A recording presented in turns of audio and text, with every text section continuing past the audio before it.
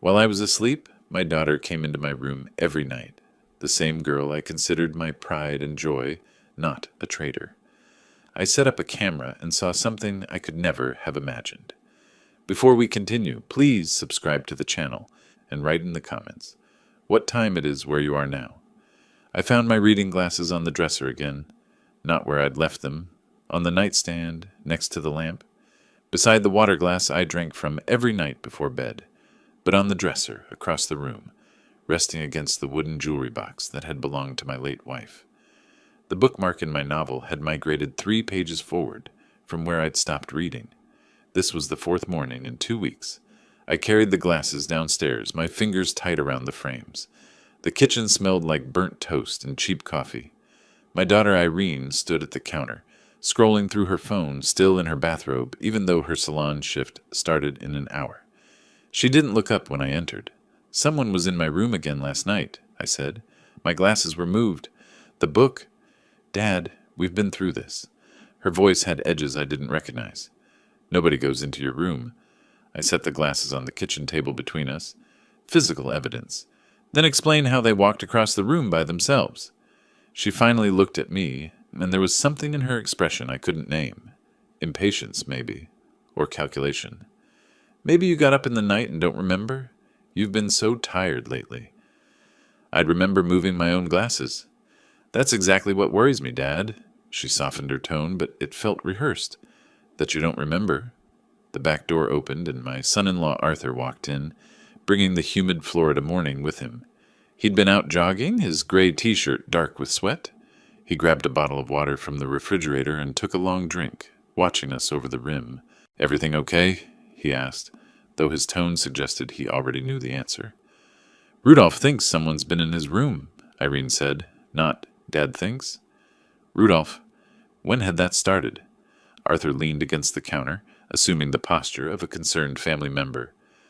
"Rudolph, I don't mean to worry you, but these memory lapses, they're concerning. My uncle had similar symptoms, and—" "I'm not having memory lapses." I kept my voice level, Professor calm. "I know where I put my things." They exchanged a glance. Quick, barely a second, but I caught it. That silent communication that excluded me completely. A shared understanding. My analytical mind, the one that had spent 30 years teaching law and ethics at the university, recognized the pattern. I'd lectured about gaslighting in my philosophy of justice course. The goal is to make the victim doubt their own perception of reality. I'd written those words on the whiteboard 100 times. The irony wasn't lost on me.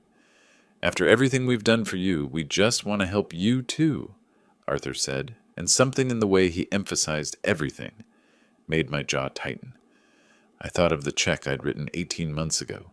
$35,000. Irene had called me crying, said Arthur's real estate agency was going under, debts piling up, they were going to lose their apartment. Family helps family. That's what I'd believed. That's what I'd told myself when I invited them to move into my house a year ago. Get back on their feet. Save money. Temporary arrangement. They never paid me back. Never mentioned it again. I felt that strange heaviness creeping over me, the exhaustion that had been plaguing me lately. My thoughts moved through mud. I wanted to argue, to demand answers, but the words wouldn't arrange themselves properly in my mind. Irene was watching me, and for just a moment, I saw something flicker across her face. Not concern, satisfaction. "Dad?" She reached for my arm. "Are you feeling okay? You look pale." I pulled away. "I'm fine." "Maybe you should rest," Arthur suggested it. "We'll handle breakfast." I wanted to fight, wanted to stand my ground and force the truth out of them, but I recognized a losing battle when I saw one. Without proof, I was just a confused old man arguing with his caregivers. That's what they were turning me into. Strategic retreat, regroup, gather evidence. "Maybe you're right," I said, and walked out of the kitchen. Back in my bedroom, I sat on the edge of my bed and stared at the nightstand. The water glass sat there, half full from last night. I picked up my reading glasses, turned them over in my hands. Ordinary objects transformed into evidence of something I didn't yet understand. I thought of a young Irene, maybe 7 years old, running to me after her first day of 2nd grade. "You're the best dad ever," she'd announced, throwing her arms around my neck. When had that girl disappeared? When had this cold stranger replaced her? The photo on my dresser showed that little girl, gap-toothed and grinning. The frame was slightly crooked. I straightened it, my fingers lingering on the glass. If they were lying about small things, moved glasses, displaced bookmarks, what else were they lying about? And more importantly, why? I needed proof, and I knew exactly how to get it. 2 days later, my glasses were on the dresser again. I'd been meticulous the night before. Glasses on the nightstand, left side, next to the lamp. Bookmark on page 247 of the Grisham novel I was reading. Water glass filled exactly halfway, positioned 2 inches from the lamp base.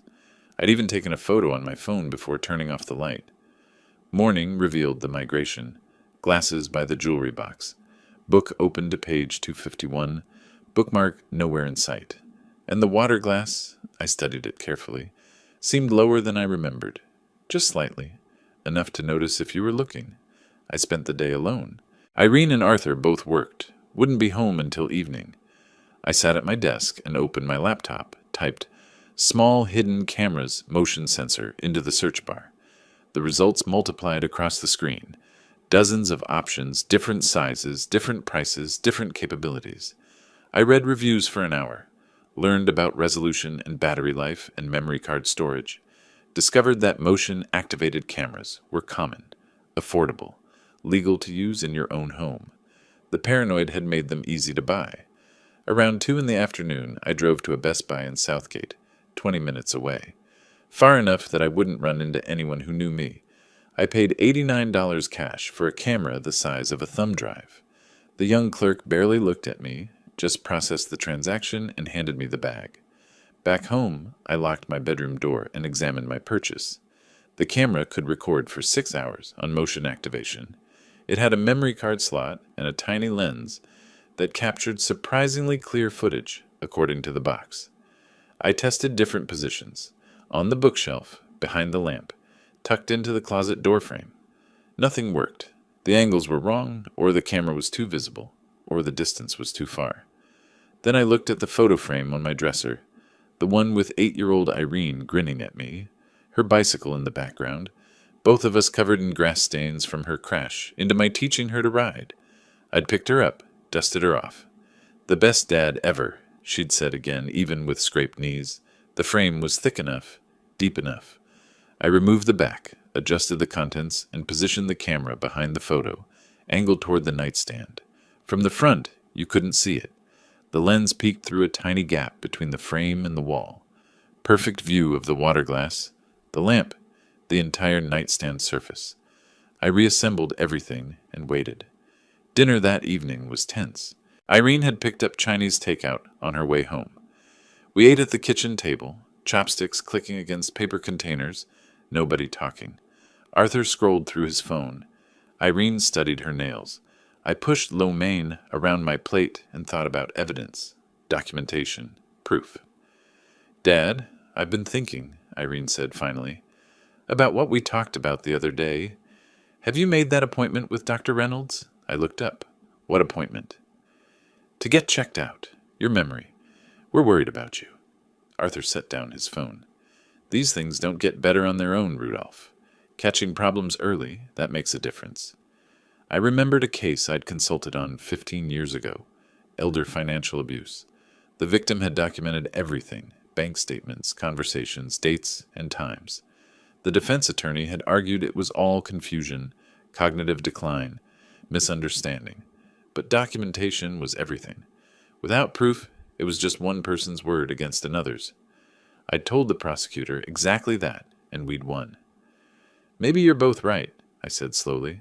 I'll think about it. Making an appointment. Irene's face brightened immediately. Too quickly. Relief flooded her features. That's good, Dad. That's really good. We just want you to be healthy. Of course, Arthur added. We're family. We look out for each other. I nodded and returned to my noodles. Let them think I was capitulating. Let them believe their gaslighting was working. The rest of the evening crawled past. I read in the living room while they watched television, the laugh track grating against my nerves. Around 10, I announced I was going to bed. Arthur barely acknowledged me. Irene called out goodnight without looking away from the screen. In my room, I checked the camera. The red light blinked once. Armed and ready. Motion sensor active. Memory card inserted. I straightened the photo frame one last time, making sure the angle hadn't shifted. Then I looked at the water glass on my nightstand. Same glass I'd used for 20 years.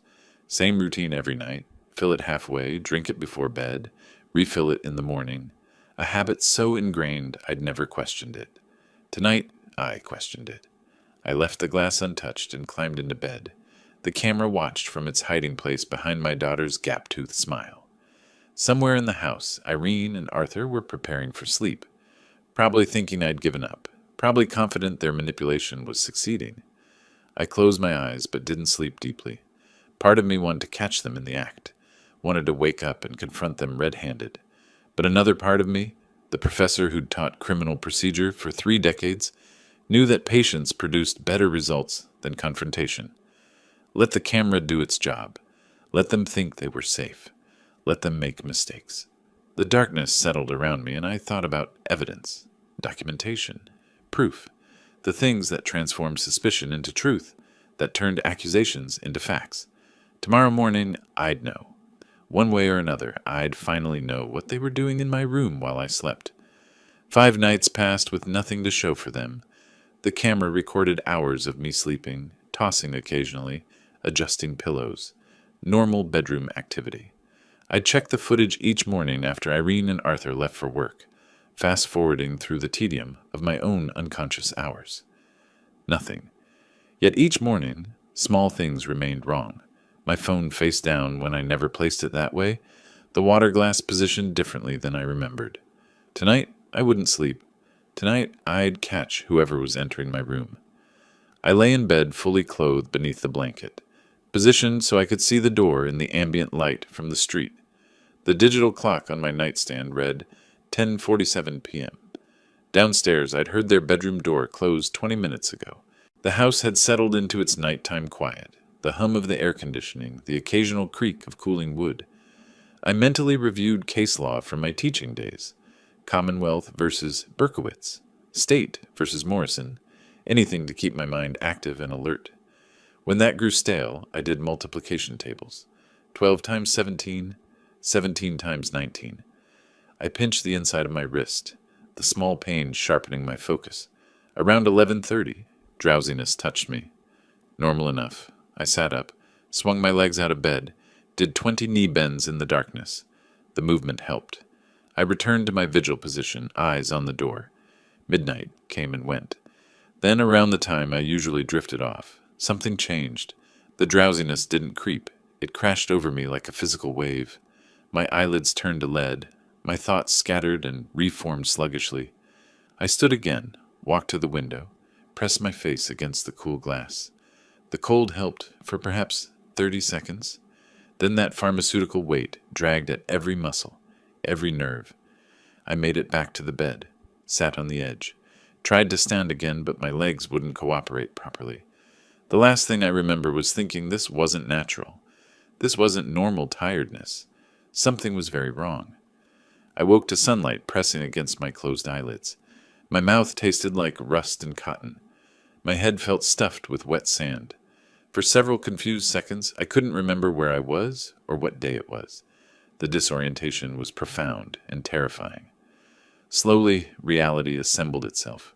My bedroom. Morning. I'd failed to stay awake. I looked at my nightstand. My phone was face down. I never left it that way. The water glass sat 3 inches closer to the lamp than where I'd positioned it. Even the sheet covering me seemed different, tucked more tightly around my shoulders than when I'd climbed into bed. My hands shook as I retrieved the camera's memory card. I took it to my desk, inserted it into my laptop, and waited for the files to load. The folder showed 1 video file, 6 hours and 42 minutes of recording. I opened it and began fast-forwarding, myself sleeping, shifting position at 11:19, rolling over at 12:03. Nothing else. Just a man in bed, unconscious, vulnerable. Then at 2:37 a.m., the door opened. I stopped the playback, dragged it back 10 seconds, pressed play at normal speed. The door swung inward slowly, carefully, making no sound. Hallway light spilled into the frame, creating a backlit silhouette. For one moment, I thought I wouldn't recognize who it was. Then she stepped forward enough that the camera caught her profile. My daughter Irene, wearing her blue bathrobe. She moved to my bedside with practiced silence, her movements efficient and rehearsed. Her right hand reached into her robe pocket and produced a small bottle, prescription-sized, amber-colored. She unscrewed the cap, tilted it over the water glass on my nightstand. 3 drops fell. 4. 5. She recapped the bottle, returned it to her pocket, then took something from her left pocket, a small spoon. She stirred the water in tiny circles, the spoon barely clinking against the glass. 38 seconds from door opening to door closing. She was gone. I sat frozen, staring at the paused screen. Her face was partially visible in one frame, calm, focused, showing no more emotion than someone preparing coffee. This wasn't improvised. This wasn't a single desperate act. This was routine. I restarted the video, watched it again, then a third time, taking notes. Timestamp, duration, her movements, the bottle's size and color, the methodical stirring to ensure dissolution. Footsteps sounded on the stairs, voices in the kitchen below, Irene and Arthur starting their morning routines. The smell of coffee drifted up through the heating vents. I had to go down there, had to sit across from them, had to eat breakfast and act as though I'd seen nothing, knew nothing, suspected nothing. I saved 3 copies of the video to different folders, then removed the memory card and hid it in my desk drawer beneath old tax returns. Stood, tested my legs, still shaky but functional, looked at myself in the bathroom mirror, pale, exhausted, frightened, but I couldn't show any of that. In the kitchen, Irene stood at the stove scrambling eggs. Arthur sat at the table scrolling through his phone, coffee mug steaming beside him. They both looked up when I entered. "Morning," I said, forcing my voice into groggy normalcy. "I slept hard last night. Barely remember my head hitting the pillow." "That's good, Dad." Irene smiled at me, warm and genuine. "You needed the rest. You've seemed so tired lately." Arthur nodded. "See? All that worry about sleep problems. Sometimes you just need to relax." I poured coffee, my back to them so they wouldn't see my expression. My daughter had just poisoned me, was still poisoning me, had been poisoning me for how long? Weeks? Months? And now she stood there flipping eggs, asking if I wanted toast, acting like someone's caring daughter instead of what? What was she? "Dad, you look a little pale," Irene said. "Are you feeling all right?" "Just waking up slowly." I turned, managed something resembling a smile. "The coffee will help." "Maybe you should take it easy today. Stay home. Rest." "Might meet Tom for coffee later," I said, inventing a cover story as I spoke. "Haven't seen him in months." "That's nice," Irene said. "You should get out more." Arthur barely looked up. "What time are you meeting him?" "Late morning. Nothing definite." The conversation continued. Mundane, normal, poisonous. I ate scrambled eggs that tasted like cardboard, drank coffee that did nothing for the fog in my head, watched them exchange glances when they thought I wasn't looking. Small, satisfied smile that made my stomach twist. After they left for work, Irene to her salon, Arthur to the car dealership, I returned to my bedroom and looked at the water glass from this morning. I hadn't drunk from it yet. The water sat there, clear and innocent-looking, containing whatever substance my daughter had added in the dark hours of early morning. I needed to know exactly what she was giving me, and then I needed to figure out why. The lab would give me answers. What I did with those answers, that decision could wait another 48 hours. I found a small plastic bottle in the recycling bin, washed it 3 times with hot water and dish soap, dried it carefully with a clean towel. In the bathroom, with the door locked, I poured the water from my nightstand glass into the bottle, sealed it tight, wrapped it in a plastic grocery bag, and tucked it into my jacket pocket. When I came downstairs, Irene was making lunch. "You're dressed nice," she said. "Still meeting Tom?" "In about an hour." I'd showered, put on slacks and a button-down shirt, the kind of effort that suggested a genuine social engagement. "Probably be gone most of the afternoon." "That's wonderful, Dad. Don't rush back. Enjoy yourself." Arthur barely glanced up from the television. The casual dismissal stung less than it should have. His indifference was useful now. I drove east toward Tampa, taking I-275 across the bay. The water sample sat in my jacket pocket like evidence in a trial, which I supposed it was, just premature. The prosecutor building his case before the defense even knew they'd been caught. Tampa Bay Medical Labs occupied the ground floor of a medical plaza off Dale Mabry Highway, 35 minutes from my house. I'd chosen this location deliberately, far enough that nobody would recognize me, professional enough to provide courtroom-worthy documentation. The waiting room smelled like antiseptic and recycled air. I approached the reception desk where a young woman with efficient movements and tired eyes looked up from her computer. "I need a water sample analyzed," I said. She slid a form across the counter. "What type of analysis? Bacterial contamination? Heavy metals? Chemical? Pharmaceutical compounds. Sedatives specifically, possibly antipsychotics." Her expression shifted slightly, recognition crossing her features. She'd seen this before. "I'll have you speak with our lead technician." She disappeared through a door, returned a moment later with a woman in her 40s, wearing a white lab coat, dark hair pulled back severely. "I'm Dr. Chen, the lab supervisor," she said, extending her hand. "You need pharmaceutical testing on a water sample?" I shook her hand. "I have reason to believe someone in my household is contaminating my drinking water. I need documentation of what's being added." She studied my face for a moment, taking in my age, my clothing, my demeanor.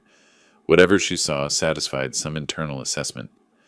"Are you in immediate danger? I can provide resources for emergency services if—" "I appreciate that. I'm taking precautions. I need the evidence first." She nodded once, crisply.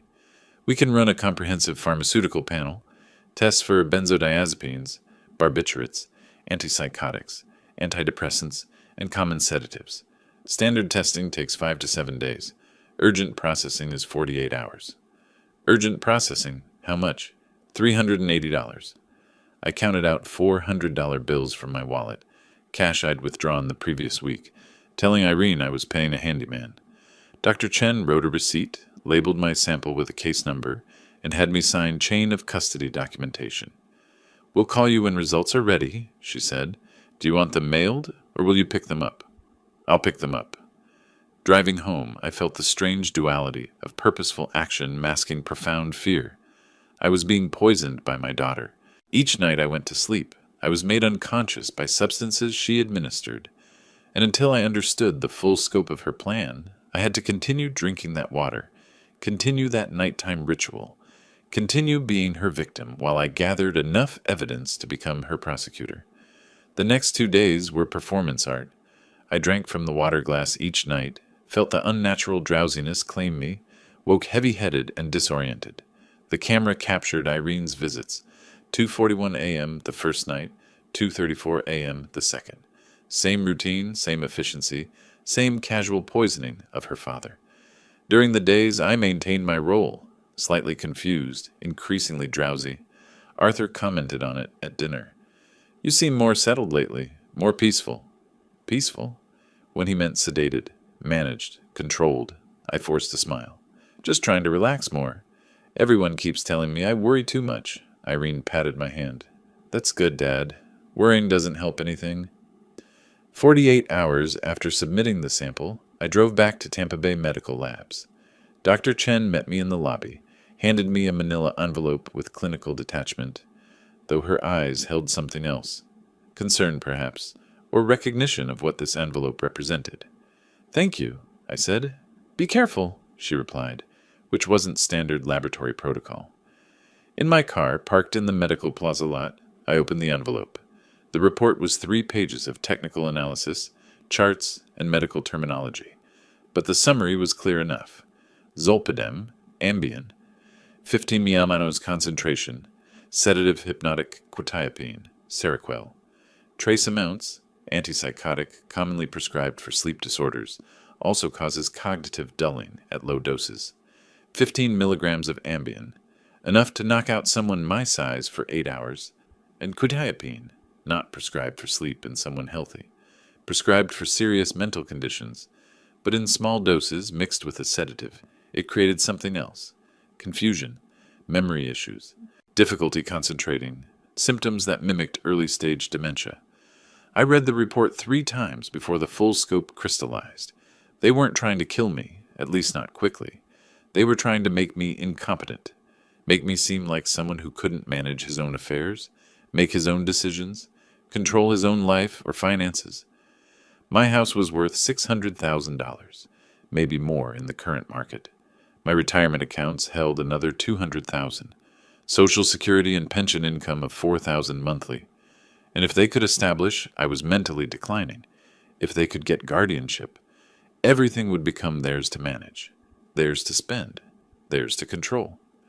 That night, after Irene and Arthur had gone to bed, I sat at my desk and began creating backups. Uploaded the video footage to encrypted cloud storage, using a VPN connection to mask my activity. Burned 2 DVDs of the footage, labeled them Home Videos 2024 in innocuous handwriting. Scanned the lab report, printed multiple copies. Placed originals in my safety deposit box at the bank during a trip the following morning. Told Irene I was meeting Tom again. Then I called my sister Margaret in Orlando. She answered on the 3rd ring. "Rudolph, is everything okay? You never called during the week." "I'm sending you a package," I said. "Flash drive and some documents. Don't open it. Don't look at it. Just keep it somewhere safe." Silence on the line. Then, "You're scaring me. What's going on?" "I'm handling something. If anything happens to me, anything at all, take that package to the police." "Anything happens? Rudolph?" "Promise me, Margaret." Her voice went quiet. "I promise. But you need to tell me what's happening. Does this have something to do with Irene and Arthur? If I'm wrong, I'll explain later and we'll laugh about my paranoia. If I'm right, you'll understand when you open it." I shipped the package overnight from a FedEx store, got tracking confirmation, watched the status updates until it showed delivered to her apartment. Evidence secured. Chain of custody established. Backups created. Timeline documented. But I didn't have everything yet. I knew what and how. I still needed why spelled out in their own words, their own planning, their own incrimination. I needed them comfortable enough to discuss their full scheme where I could record it. Late that night, evidence secured in multiple locations. Sister notified, protection established. I sat at my desk and thought about justice. Not revenge, justice. The kind that required airtight cases and incontrovertible proof and witnesses who couldn't be dismissed or discredited. They thought I was fading away. Thought their plan was working perfectly. Thought they were winning. Let them keep thinking that. Let them get comfortable enough to talk freely. Let them reveal the full scope of what they'd planned for me. I closed my laptop, locked my desk drawer. Tomorrow I'd continue the performance, drinking the poison water, exhibiting the drugged confusion, playing the role of declining father. But I wasn't the target anymore. I was the hunter. 10 days of performance passed. I called Irene by the wrong name twice. Asked what day it was 6 times in one afternoon. Stood in the kitchen appearing confused about where we kept the coffee mugs I'd stored in the same cabinet for 20 years. Each mistake earned satisfied glances between them, small smiles they tried to hide. They thought they were winning. That Tuesday evening after dinner, I announced I was exhausted and heading to bed early. 8:30 was absurdly early, but I made a show of being unsteady, gripping the back of my chair for support. "Are you feeling all right, Dad?" Irene's concern sounded almost genuine. "Just tired. So tired lately." I shuffled toward the stairs. In my bedroom, I waited 20 minutes until I heard them moving to the kitchen. Then I opened my door silently, positioned myself in the darkened hallway, where their voices carried clearly. I took out my phone, opened the voice recorder, pressed record, and listened. "Much longer," Irene was saying. "He's declining fast. Another month, maybe 2, and we can file the paperwork." Arthur's voice held confidence I'd never heard before. "The way he's going, any doctor will confirm he's incompetent." Silence. Then Irene, quieter. "But he's my father. This feels... Your father is sitting on over $500,000 in assets while we're drowning in debt." Arthur's frustration broke through. "The house alone is worth $520,000. His retirement accounts, his savings, it's all just sitting there. You promised this was safe, that nobody would know. Nobody will know. I researched this carefully. Zolpidem and quetiapine in these doses create perfect symptoms: confusion, memory loss, disorientation. Doctors will think it's early-stage dementia. These drugs don't show up on standard blood work. By the time anyone thinks to look deeper, we'll already have guardianship. My fingers tightened around the phone. He'd researched it, planned every detail. What if he's written us out of the will? Irene asked. Doesn't matter. With guardianship, we control everything while he's alive. And he's named you as heir anyway. I checked the documents in his office last month. You went through his papers? How else do we plan this properly? He has no other children. Margaret is just a sister. She gets nothing. This is our future, Irene. Our only way out of this debt. A long pause. When Irene spoke again, her voice was smaller. Sometimes I think about before. When Dad used to help me with homework, or when he walked me down the aisle. This would destroy him if he knew. He won't know. That's the point. Arthur's coldness was absolute. And what's he going to do with all that money anyway? Die and leave it to some charity? We need it now. We earned it, dealing with him all these months. Another pause. Then, I suppose you're right. We don't have another option. We schedule him for that doctor's appointment in 2 weeks, get the medical documentation, then we file. Another month after that, and everything is ours. I stopped the recording. 8 minutes and 43 seconds. Every word documented, every admission captured. Back in my room, I sat in darkness and let the full scope settle over me. Not just theft, complete destruction. They wanted to take my home, my money, my independence, my dignity, everything that remained of the life I'd built with my wife, everything I'd planned to leave as a legacy. The $35,000 I'd given them hadn't helped. It had shown them I had resources worth taking. Sleep didn't come that night, not because of the drugs, I hadn't drunk the water, because I sat transcribing key quotes from the recording, timestamping the most damaging statements, adding them to my evidence file, building a prosecution. Morning came. I went downstairs and performed my role. Asked Irene when she was coming to visit. She lived there. She exchanged that glance with Arthur, satisfaction mixed with something that might have been guilt, quickly suppressed. Going to the library for a few hours, I announced after breakfast. Haven't been out much lately. That's nice, Dad. Don't overdo it. I drove downtown to Daniel Prescott's law office, a small practice on Main Street, specializing in elder law and criminal defense. Prescott was in his mid-50s, gray at the temples with the bearing of someone who'd seen enough courtrooms to respect them. I'd called ahead. He was expecting me. Mr. Collins, he said, shaking my hand, you mentioned elder abuse on the phone. Tell me what's happening. I presented everything.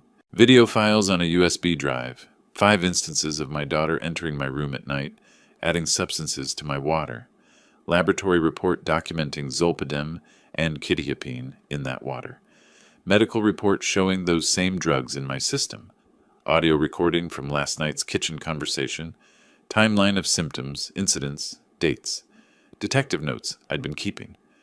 Prescott watched the videos in silence, read the reports carefully, listened to the audio with his eyes closed, concentrating. When he looked up, his expression was grim. Mr. Collins, what they're doing is attempted serious bodily injury at minimum, possibly attempted murder under Florida law. The premeditation is clear. You have an exceptionally strong criminal case. I don't want them to just stop. The words came out harder than I intended. I want them to face full consequences.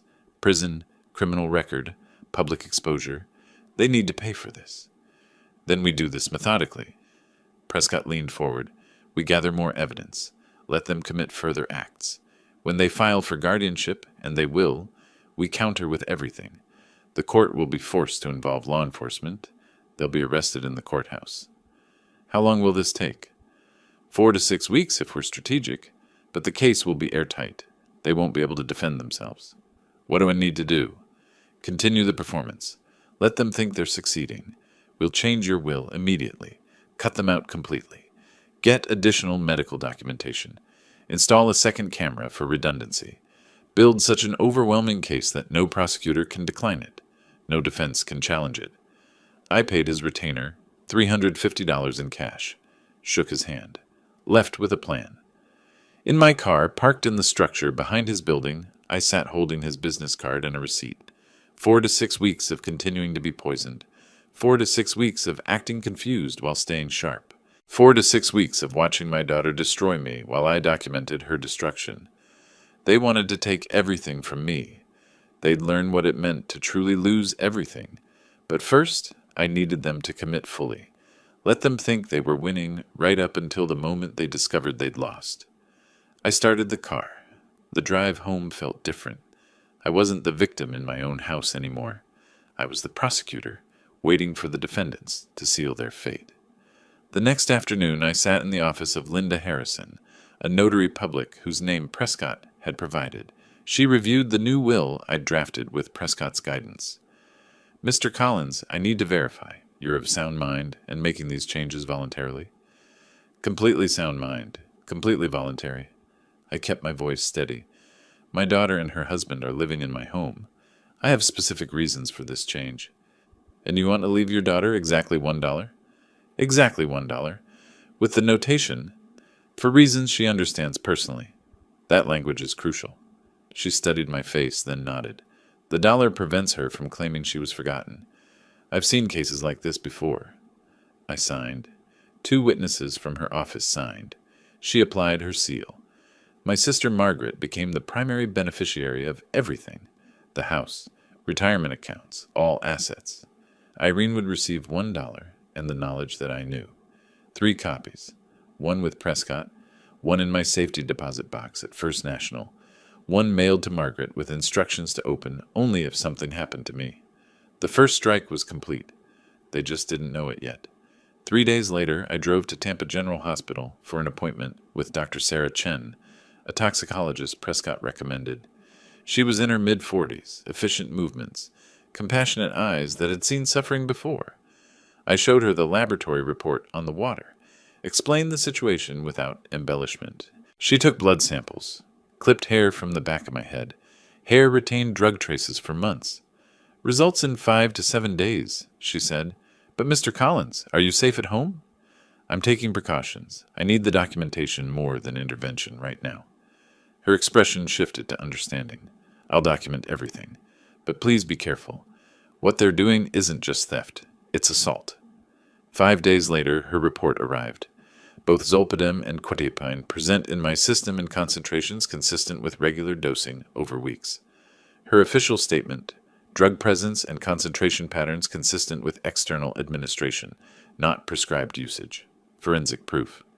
That same week, I hired James Mitchell, a private investigator Prescott had worked with before. Mitchell was in his mid-50s, graying hair, seen-it-all expression. His office was a converted house in a commercial district, files stacked on every surface. "Elder financial abuse," he said when I explained. "I've worked a dozen cases. Your evidence is already strong. What do you need from me?"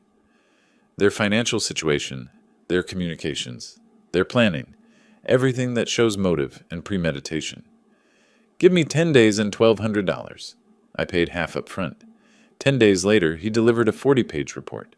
Official debts, $87,000. Arthur's hidden gambling, online poker accounts showing $23,000 in losses over the past year. Irene confiding to coworkers at Bella's salon about inheriting property soon and finally getting financial security. Arthur's browser history from public Wi-Fi showing searches for Florida guardianship laws and how to prove incompetency. "They've been planning this for months," Mitchell said. "Maybe longer. Your son-in-law has a serious problem. The gambling losses alone. The $35,000 I gave them probably went straight to his poker accounts." "Probably." Mitchell closed the folder. "You're building a prosecution-level case. This isn't just evidence. This is a narrative." That night, after Irene completed her routine, entering my room at 2:40 a.m., adding drops to my water, stirring carefully, I installed a second camera. This one went inside a decorative bookend on my shelf, different angle, overlooking the bed from another direction. Redundancy. If they discovered one camera, the other survived. Over the next week, I captured 3 more instances. Total now, 5 separate video recordings spanning different dates. Pattern, premeditation, incontrovertible proof. Every night, I drank the drugged water. Every morning, I woke heavy-headed and genuinely tired. Dr. Chen's warnings echoed: liver damage, cognitive effects, dependency risks. The performance was taking a real toll, but I continued. At dinner one evening, I made my confusion more pronounced. "Irene, when is your mother coming home? I thought she was just at the store." She glanced at Arthur before responding, voice gentle. "Dad, Mom passed away years ago, remember?" I let genuine confusion cross my face. "Oh, yes, I forgot for a moment. Sorry." Arthur barely concealed his satisfaction. "It's okay, Rudolph. These things happen. Maybe you should rest after dinner." I nodded slowly. "Yes, I am tired. Very tired." They think I'm gone, I thought, leaving the table. They think they've already won. In 3 weeks, they'd learn what it means to lose everything. Throughout this period, I met regularly with Prescott. Each time, I brought new evidence, another video file, the detective's report, medical documentation, photographs of Arthur's laptop screen showing his research. We now have video evidence of 5 separate poisoning instances, Prescott summarized during our 4th meeting. Laboratory analysis of the water. Medical tests proving those drugs are in your system from external sources. Private investigator report documenting motive and desperation. Audio recording of them discussing the plan. "This is overwhelming." When do we strike? When they file for guardianship. Let them commit fully. They'll hire an attorney. Submit documentation. File court papers. The moment those papers are filed, we counter with everything. The court will have no choice but to involve law enforcement. How much longer? Based on their timeline, 2 to 3 weeks. Can you maintain the performance? I've maintained it this long. I can last another month if needed. Good, because when we move decisively. They won't see it coming until it's already over. By early May, everything was ready.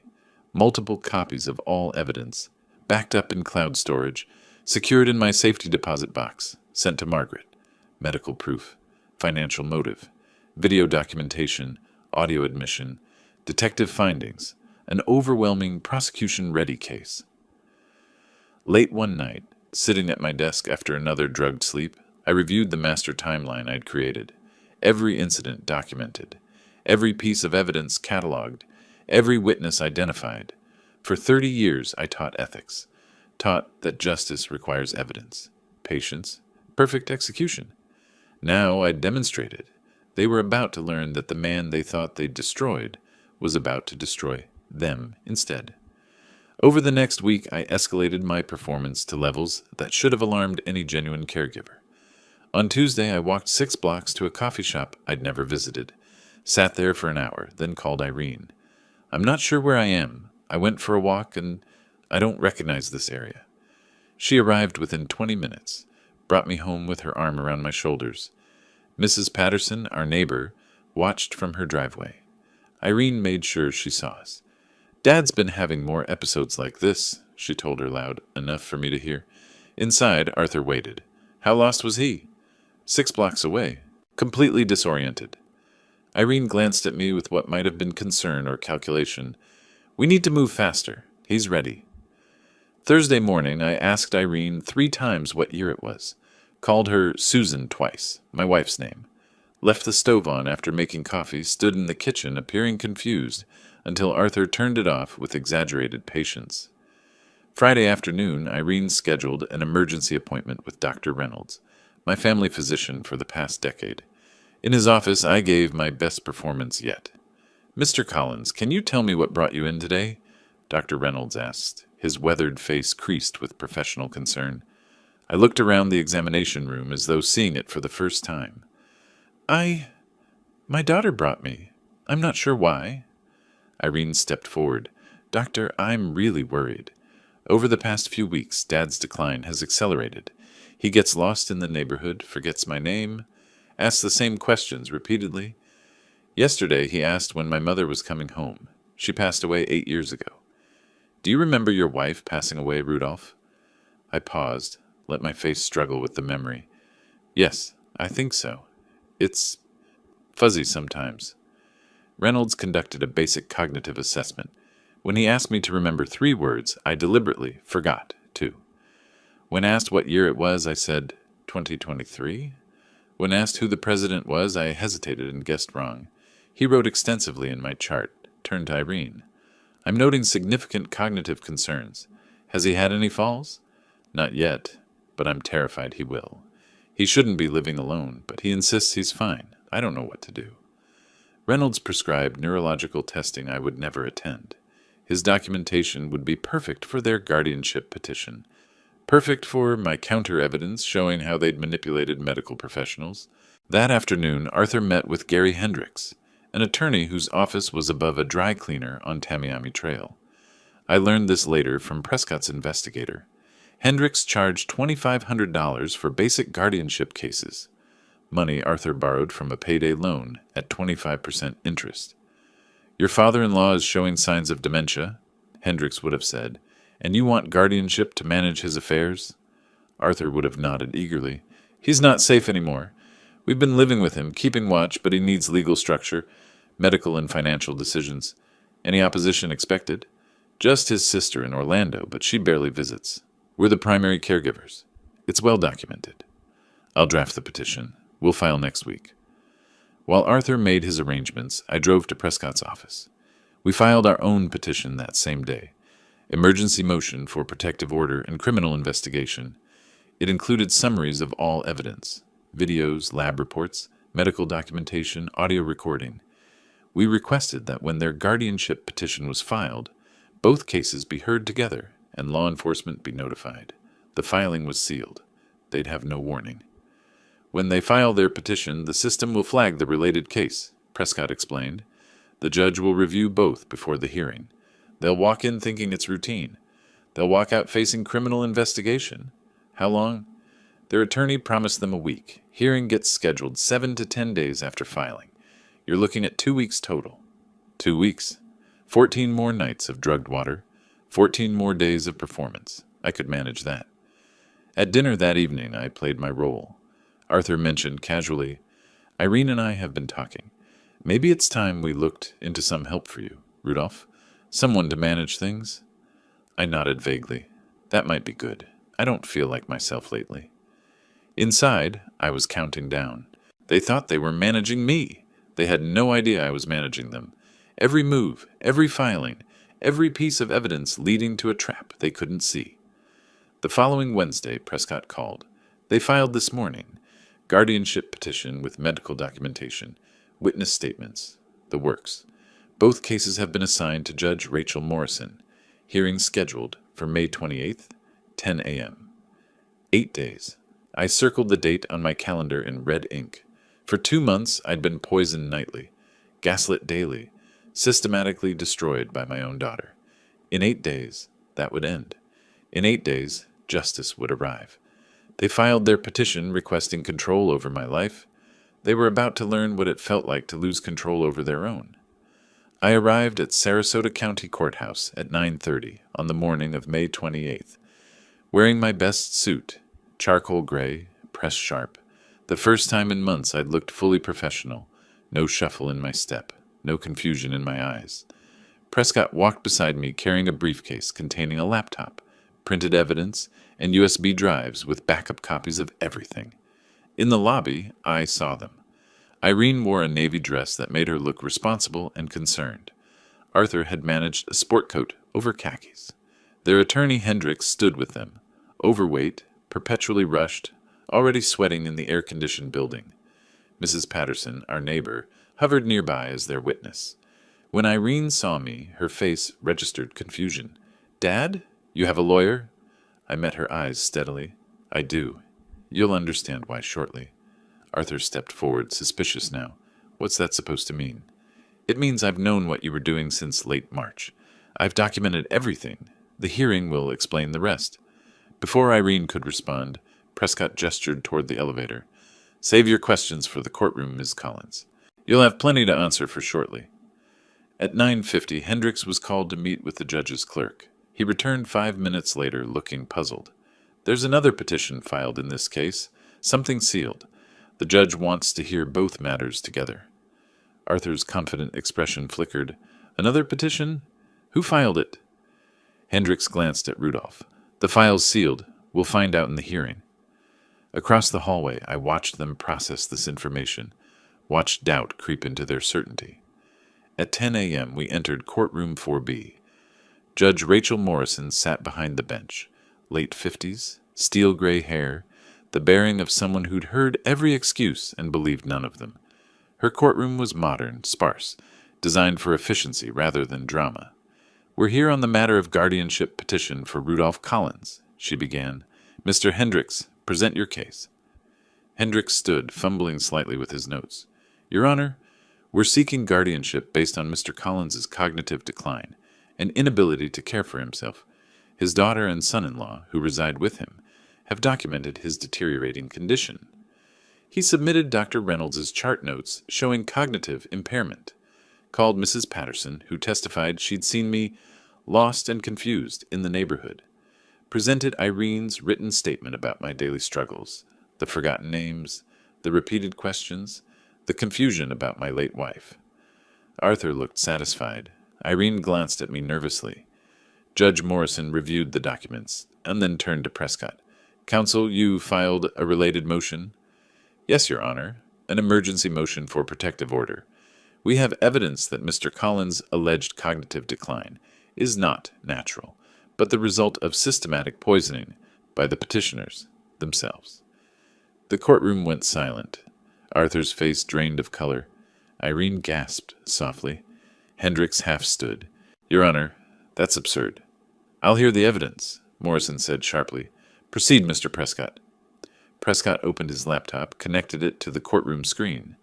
"What you're about to see are 5 separate instances recorded over 2 months of Ms. Collins entering her father's bedroom at night and adding substances to his drinking water." The video began. The courtroom screen showed my dark bedroom, timestamp visible in the corner. March 24th, 2:37 a.m. The door opened slowly. Irene's silhouette appeared, backlit by hallway light. She moved to my bedside, removed a small bottle from her robe pocket, added drops to my water glass, stirred with a small spoon, left. 38 seconds. Crystal clear. Undeniable. Prescott played 3 more instances, different dates, identical pattern. Each time Irene's face was partially visible. Each time the action was methodical, practiced, deliberate. Behind me I heard Mrs. Patterson inhale sharply. "The laboratory analysis of that water," Prescott continued, "revealed zolpidem, commonly known as Ambien, and quetiapine, an antipsychotic. These drugs cause the exact symptoms Ms. Collins has been reporting to doctors." He presented the lab report, then Dr. Chen's medical documentation showing those same drugs in my system from external administration. Then the detective's report on their financial desperation, $87,000 in debt, Arthur's gambling losses. Finally, the audio recording. Arthur's voice filled the courtroom. "Another month or 2 and we can file for guardianship. He's declining perfectly." Irene's voice quieter. "But he's my father. Your father is sitting on over $500,000 in assets. These drugs create symptoms doctors will think are dementia. We'll have control, we'll clear our debts, and he'll never know what happened." Judge Morrison's jaw tightened as the recording played. When it ended, she addressed them directly. "Ms. Collins, Mr. Martinez, is that you in the video and on the recording?" Irene's voice was barely audible. "Yes, but it wasn't supposed to hurt him. It was just to help him sleep." "Shut up," Arthur hissed at her.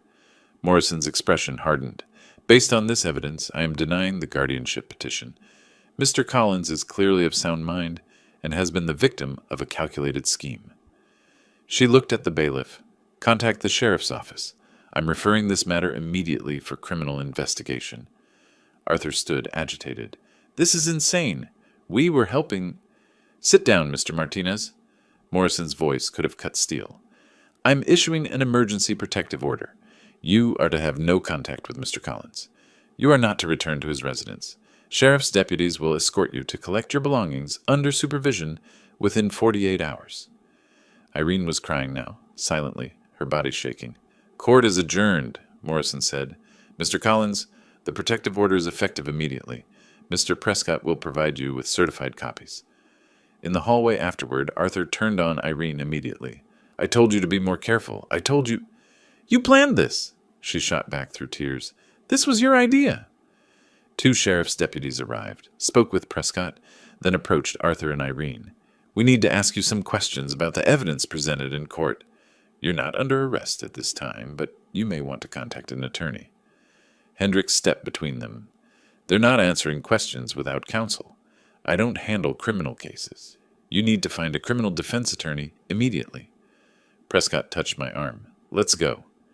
On the courthouse steps, spring sunlight felt different than it had 2 hours earlier. Prescott asked, "How do you feel?" I looked back at the building. Inside, my daughter and her husband were being questioned by deputies about poisoning me for months, like justice just started. The state attorney will file charges within a week. They'll offer a plea deal or go to trial. Either way, they're facing years in prison.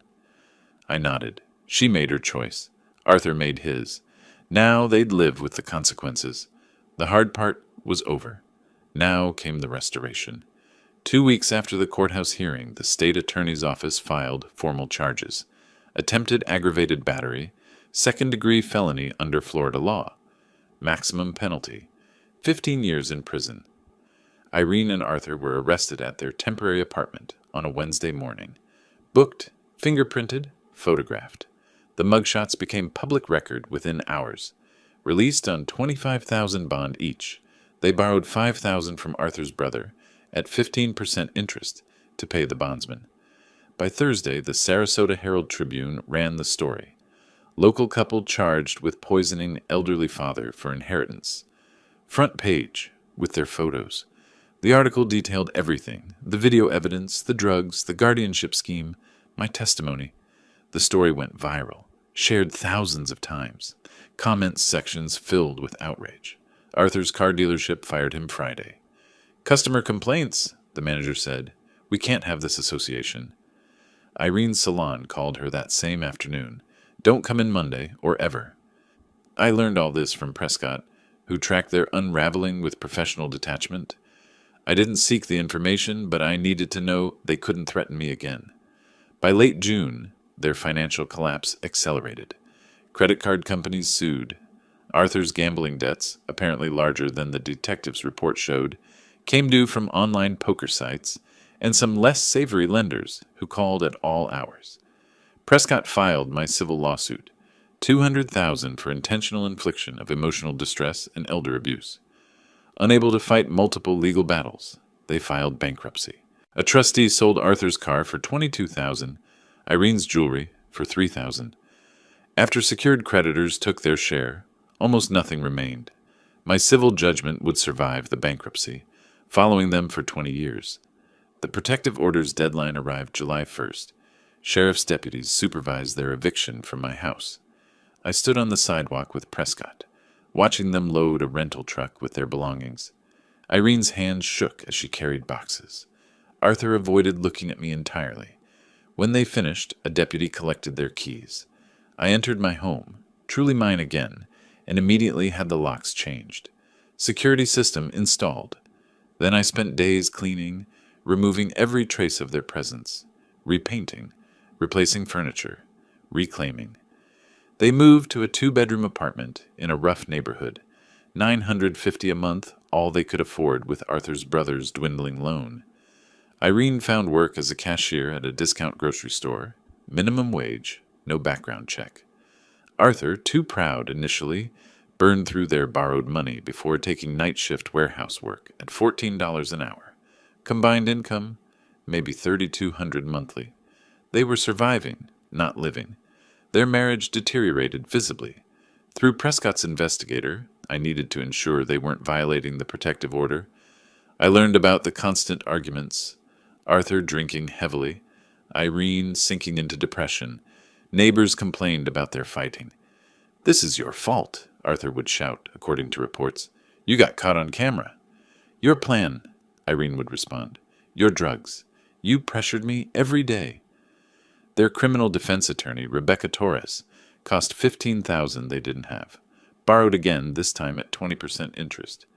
Torres reviewed the evidence against them and delivered brutal truth. 5 videos, lab reports, medical documentation, audio confession. "The state attorney has offered a plea," Torres told them in early August. According to her later court filings, plead guilty to 3rd-degree felony, accept probation instead of prison. The alternative is trial, conviction, and years of incarceration. Arthur wanted to fight.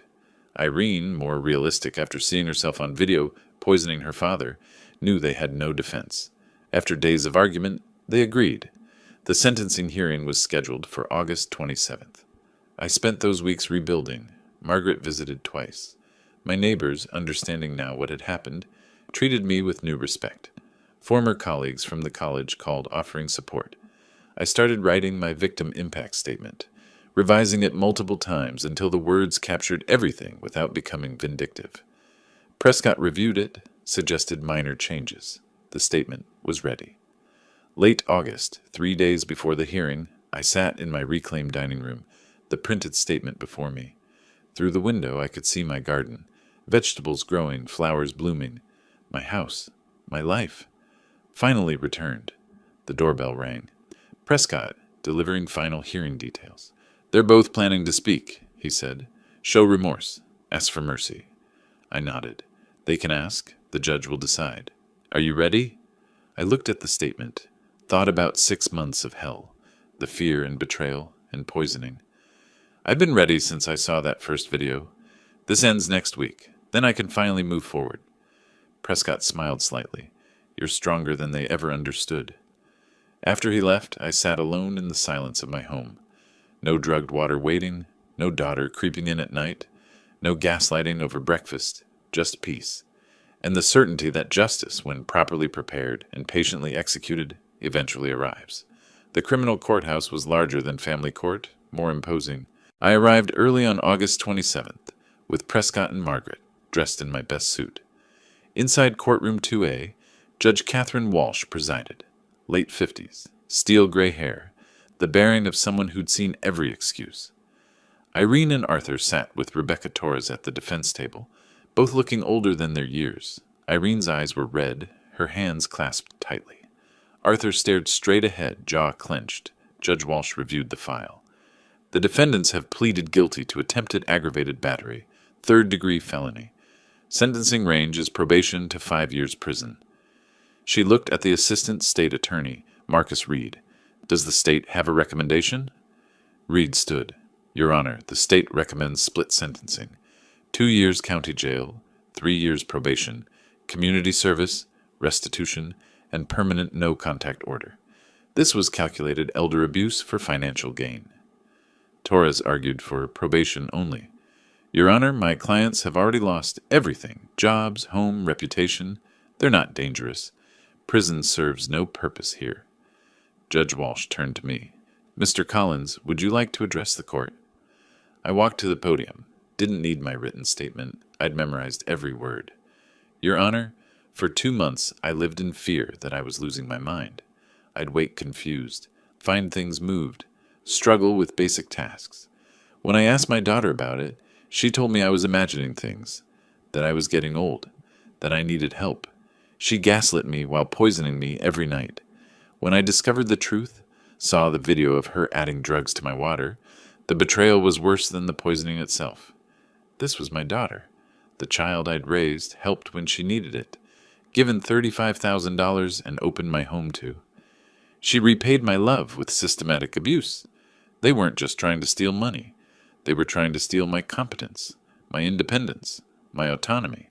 They wanted legal control over my life. If they'd succeeded, I'd be under guardianship now, unable to make my own decisions while they spent my savings and sold my home. They tried to erase me as a person. That's what was at stake, not just money, but my identity, my freedom, my existence as an independent human being. I'm not asking for vengeance. I'm asking for accountability." The courtroom was silent when I finished. I returned to my seat. Judge Walsh asked if the defendants wished to speak. Irene stood trembling. "Your Honor, There's no excuse for what I did. Every night I went into my father's room and poisoned him. I told myself it wasn't really hurting him, but I knew what we were planning. I knew we wanted him declared incompetent. I knew it was wrong. I did it anyway because I was desperate and weak. My father welcomed us into his home. He loved me, and I betrayed him in the worst way possible. I'm so deeply sorry. I think about it every day. I know I'll never forgive myself." She sat, crying. Arthur stood stiffly. "Your Honor, I take responsibility for my role. It was wrong. I regret it. I apologized to Mr. Collins. His words sounded hollow. He sat quickly. Judge Walsh took a long moment before speaking. Elder abuse is one of the most reprehensible crimes. You targeted a family member who trusted you, someone vulnerable. You administered drugs to make him appear incompetent so you could seize control of his assets. This wasn't weakness. It was months of calculated abuse. She paused. I sentence you each to 5 years probation. Conditions: 500 hours community service at elder care facilities. $500 monthly restitution for 10 years. Permanent no-contact order. Mandatory counseling. Random drug testing. Any violation results in immediate incarceration. You'll carry these felony convictions for life. These are the consequences of your choices. She banged the gavel. This court is adjourned. In the hallway, Torres approached with Irene. Arthur hung back. Mr. Collins, Torres said quietly, my client would like to speak with you if you're willing. Prescott started to object, but I raised my hand. I'll hear what she has to say. Irene stepped forward, mascara streaked, hands shaking. Dad, I know I have no right to call you that anymore. I just need you to know. I'm so sorry. I was weak and desperate, and I let Arthur convince me this was okay. But it wasn't. It was evil. I poisoned my own father. I tried to steal your life. I understand if you never forgive me. I don't forgive myself. She was genuinely crying, not performing. I looked at her, my daughter, and someone who'd committed terrible crimes against me. My response came measured, not cruel, but not comforting. Irene, apologies are words. I needed to hear them, but they don't undo what you did. You poisoned me for 2 months. You tried to take everything. The consequences you're facing are appropriate. Whether I forgive you someday, I don't know. That wound is deep. For now, I need distance. I need to heal without you in my life. Live with what you've done. Learn from it. Become someone better. But that's your journey, not mine. Mine is moving forward without you. I turned to Arthur, still standing back. And you don't even have the courage to apologize properly. I hope the next 10 years of payments remind you what greed costs. I walked away with Prescott and Margaret, didn't look back. Behind me, Irene was crying. Arthur stared at the floor. Outside, September sunshine felt different than it had 6 months ago. Margaret squeezed my hand. You did it. We did it, I corrected. I couldn't have done it alone. 3 weeks later, mid-September, I sat on my back patio with Margaret, glasses of wine catching the sunset. The garden was lush. The house glowed with warm light. In the distance, neighbors' laughter carried on the evening air. What's next? Margaret asked. I thought about my new routine, the seminars I now taught twice weekly at the community center. Protecting yourself from financial abuse. 20 seniors attended each session, taking notes, asking questions, thanking me afterward. My trauma transformed into purpose. Living, I said. Just living. That's enough. We clinked glasses. Rudolph Collins, 64 years old, survivor, teacher, brother, friend, was home. And home, finally, was safe. If you like this story, please like this video, subscribe to the channel, and share your impressions of this story in the comments. To listen to the next story, click on the box on the left. Thank you for watching.